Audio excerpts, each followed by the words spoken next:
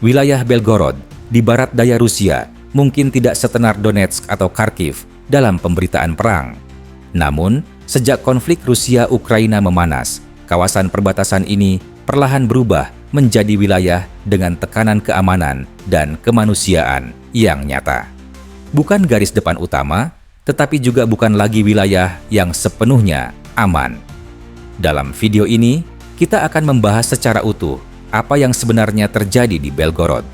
Mulai dari aktivitas militer di wilayah perbatasan, dampaknya terhadap warga sipil, kondisi tempat tinggal, hingga sejauh mana upaya perbaikan dan bantuan kemanusiaan yang berjalan saat ini.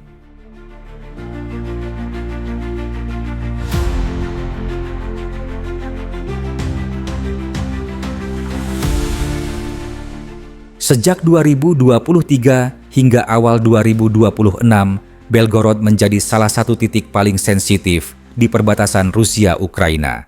Namun penting untuk dicatat bahwa tidak ada bukti kuat mengenai adanya operasi ofensif darat besar Rusia yang diluncurkan dari wilayah Belgorod ke Ukraina dalam periode terkini.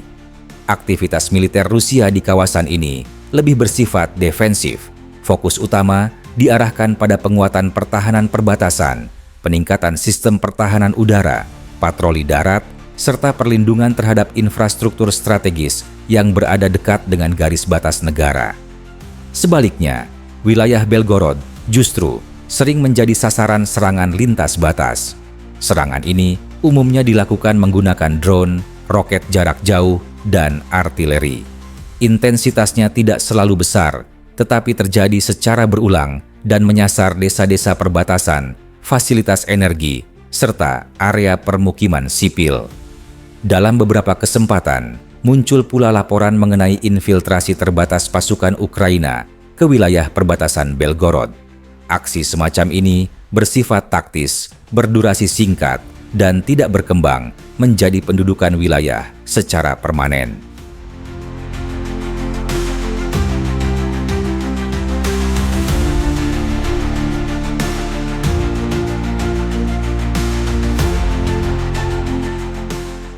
Meski bukan medan tempur utama, warga Belgorod merasakan dampak konflik secara langsung.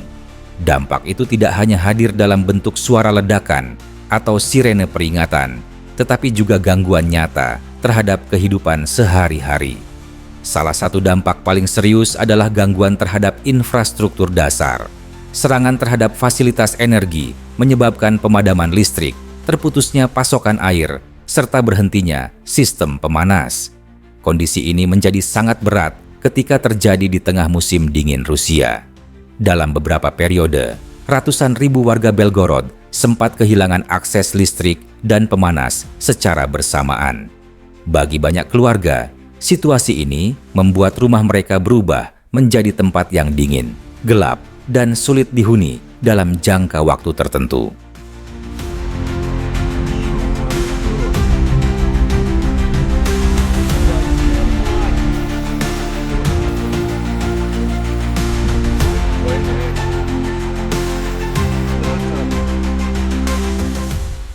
Dari sisi fisik, kerusakan rumah di Belgorod bersifat luas namun tidak merata. Sebagian besar kerusakan tergolong ringan hingga sedang. Banyak rumah mengalami jendela pecah, atap rusak, dinding retak, serta pagar dan bangunan pendukung yang hancur akibat gelombang ledakan. Namun pada beberapa insiden besar, dampaknya jauh lebih luas. Ratusan unit apartemen dan rumah pribadi bisa terdampak dalam satu kejadian. Bangunan publik seperti sekolah, rumah sakit, dan fasilitas umum lainnya juga tidak sepenuhnya luput dari kerusakan.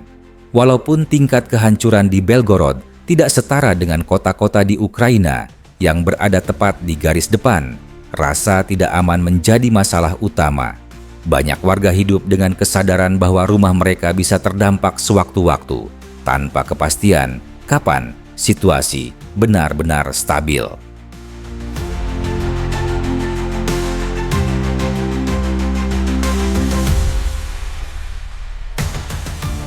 Dalam kondisi tertentu, otoritas lokal Rusia melakukan evakuasi terbatas.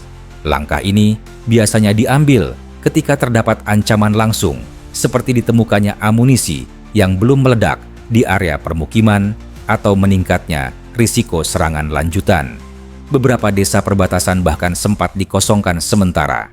Anak-anak dipindahkan ke wilayah yang lebih aman, sementara orang dewasa dihadapkan pada pilihan sulit antara bertahan menjaga rumah atau mengungsi tanpa kepastian jangka panjang. Kebijakan ini menunjukkan bahwa Belgorod tidak lagi diperlakukan sebagai wilayah sipil biasa, melainkan sebagai kawasan dengan tingkat risiko tinggi.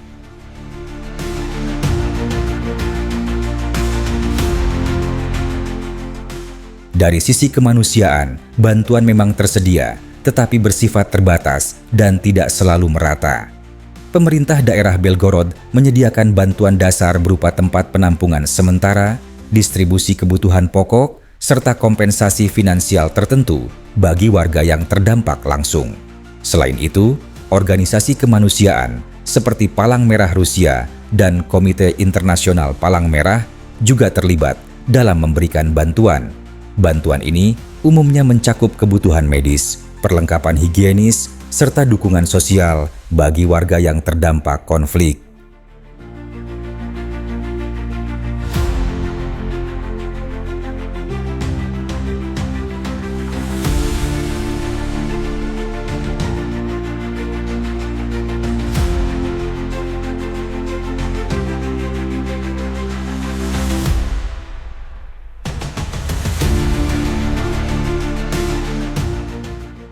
Perbaikan ini mencakup penggantian jendela dan pintu yang rusak, perbaikan atap dan dinding, serta renovasi ringan pada apartemen dan rumah pribadi. Di beberapa kota dan desa, proses perbaikan telah selesai. Namun, di banyak lokasi lain, perbaikan masih berjalan atau tertunda. Kendala utama berasal dari keterbatasan anggaran regional, jumlah rumah rusak yang sangat besar, perubahan kebijakan kompensasi, serta faktor keamanan di desa-desa yang masih berada dalam jangkauan serangan. Akibatnya, sebagian warga hanya menerima perbaikan parsial, sementara rumah yang mengalami kerusakan berat masih menunggu solusi jangka panjang. Jika dilihat secara keseluruhan, skala kerusakan di wilayah Belgorod tergolong signifikan. Dalam 1 tahun saja, ribuan serangan tercatat di wilayah ini. Puluhan ribu unit rumah dan apartemen dilaporkan terdampak sejak awal konflik. Beberapa serangan besar bahkan menyebabkan kerusakan ratusan bangunan dalam satu kejadian. Namun dampak paling luas justru datang dari kerusakan berulang pada infrastruktur energi. Setiap kali listrik dan pemanas terputus, efeknya langsung menjalar ke hampir seluruh aspek kehidupan warga. Belgorod saat ini berada di posisi yang unik. Wilayah ini bukan garis depan utama, tetapi juga bukan wilayah belakang yang sepenuhnya aman. Warganya masih menjalani kehidupan sipil, namun di bawah bayang-bayang risiko konflik modern yang terus berulang. Kondisi ini menunjukkan bahwa perang tidak selalu hadir dalam bentuk pertempuran besar atau pergerakan pasukan skala masif. Dalam banyak kasus, perang hadir sebagai tekanan perlahan yang menggerus rasa aman dan stabilitas kehidupan warga biasa. Apa yang terjadi di Belgorod menjadi pengingat bahwa konflik Rusia-Ukraina memiliki dampak yang jauh melampaui garis depan resmi. Wilayah perbatasan seperti Belgorod berubah menjadi zona abu-abu, tidak sepenuhnya hancur, tetapi juga tidak pernah benar-benar aman. Bagi warga yang tinggal di sana, rumah bukan lagi sekadar tempat berlindung, melainkan ruang hidup yang selalu berada di bawah ketidakpastian.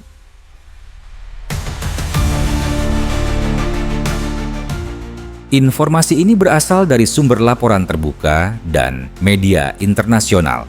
Situasi di lapangan dapat berubah sewaktu-waktu, dan klaim dari setiap pihak belum tentu dapat diverifikasi secara bersamaan.